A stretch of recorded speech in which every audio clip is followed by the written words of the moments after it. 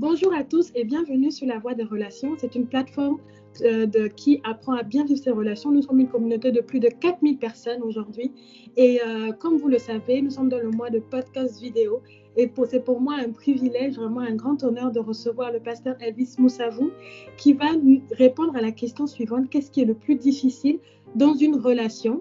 Pasteur Elvis, bienvenue sur la plateforme La Voie des Relations. C'est la première fois qu'on te reçoit. Je suis super heureuse et très honorée. Comment ça va?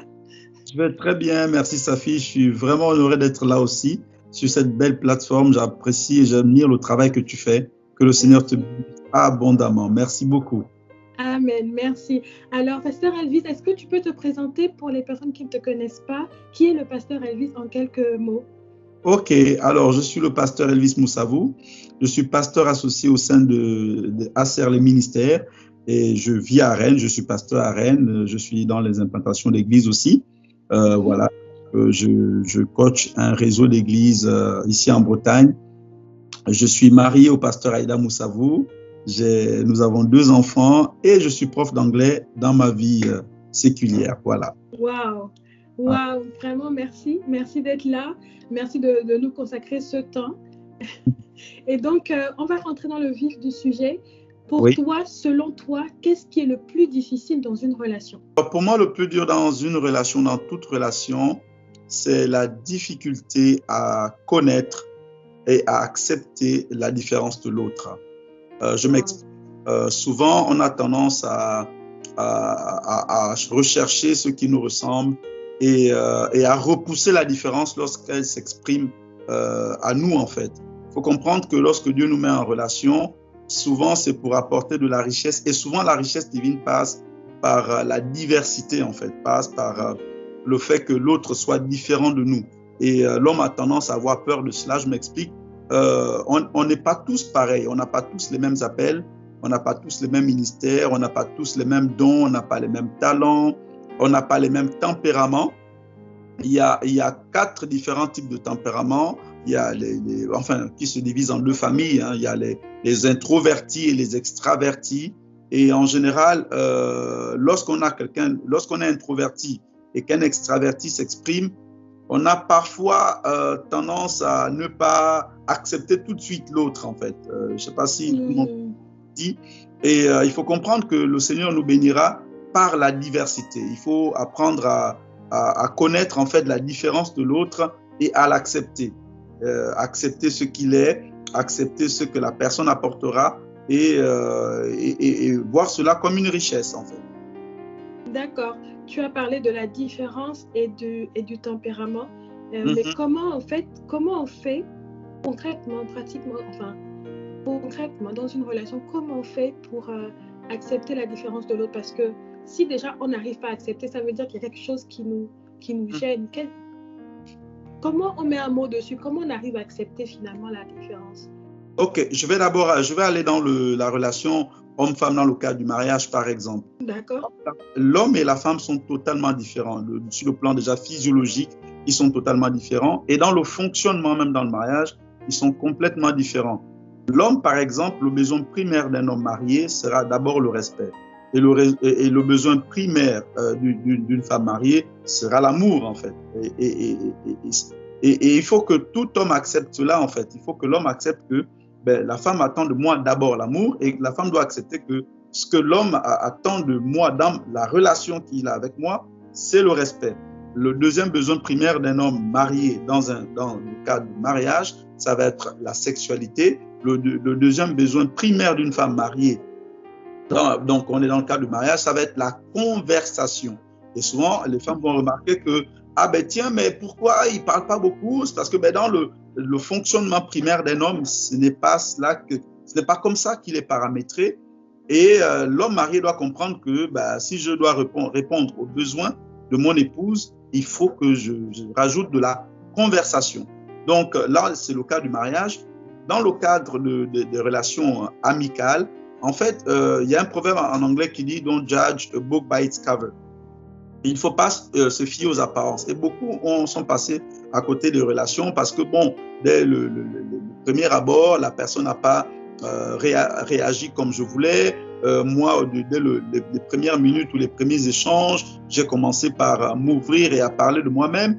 Et comme l'autre ne s'est pas ouvert et n'a pas parlé de lui-même ou d'elle-même, ah tiens, c'est peut-être pas la personne qu'il me faut. Non, peut-être que derrière le fait que la personne ne s'est pas ouverte tout de suite, le Seigneur veut te montrer la richesse qu'il y a dans cette personne. C'est peut-être une personne de confiance, c'est peut-être une personne de très discrète et qui sait garder les choses, en fait.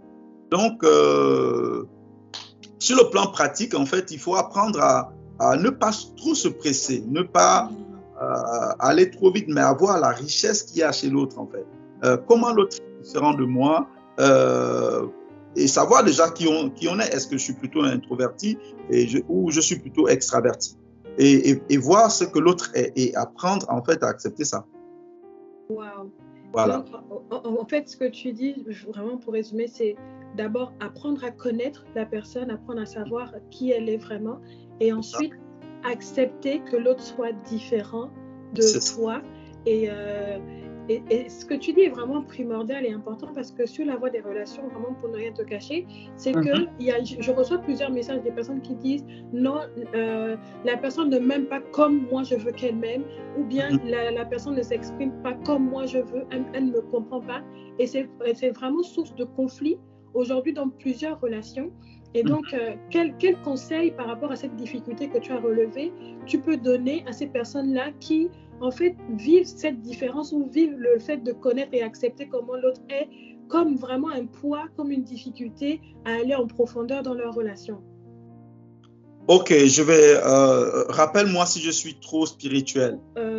Pour que tu saches, la plateforme est basée sur la valeur de la Bible. Pour moi, Jésus, c'est le meilleur modèle en termes de relation. Donc, je ne cesse de le dire, on peut parler spiritualité, on peut parler de Bible. Donc, sens-toi à l'aise. D'accord, ça marche. Ok, donc il faut comprendre que le besoin primaire de l'homme a souvent été la relation avec quelqu'un, son vis-à-vis en fait. La Bible dit qu'il n'est pas bon que l'homme soit seul. Ça veut dire que Adam, à un moment donné, avait besoin d'un vis-à-vis. Souvent, lorsque nous prions le Seigneur, une des manières par lesquelles le Seigneur exauce nos prières, c'est d'envoyer un homme ou une femme. Le peuple juif avait besoin que Dieu intervienne dans leur esclavage en Égypte. Dieu a répondu en envoyant Moïse. Souvent, Dieu envoie des personnes vers nous, mais ces personnes n'ont pas souvent l'emballage qu'on attend.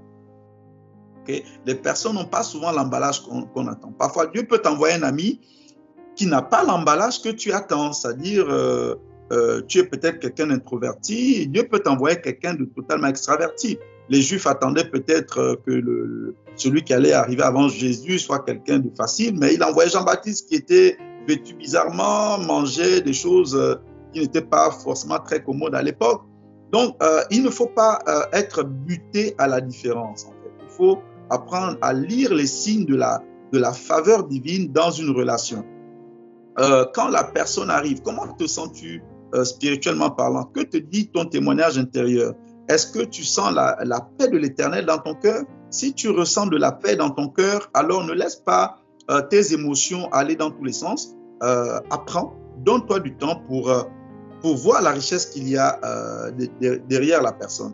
Et puis, il faut accepter en fait que Dieu nous visite et nous apporte, nous fasse du bien par la diversité. Moi, je prends un exemple dans mon groupe.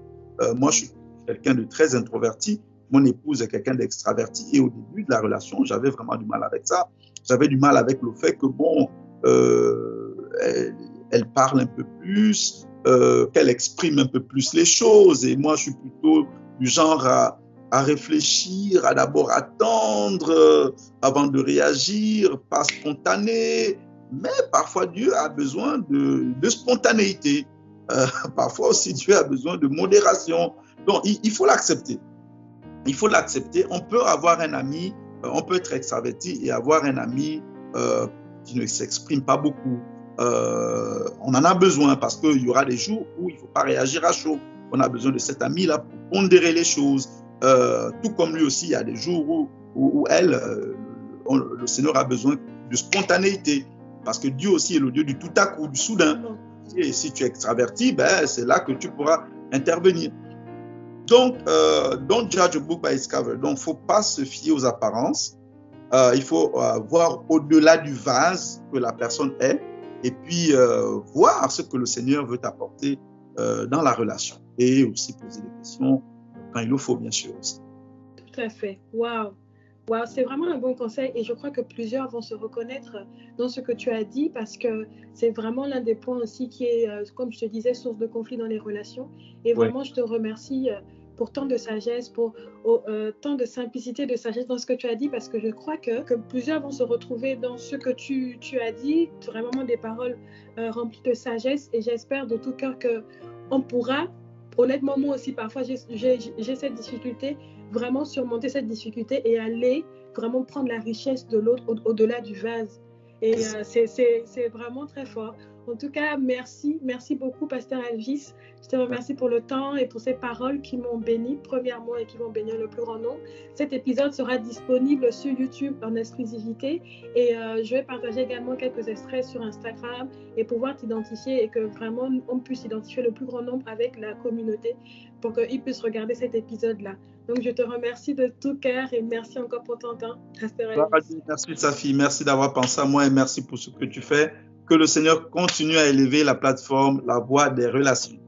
Amen, amen. Merci beaucoup. À bientôt. Bientôt.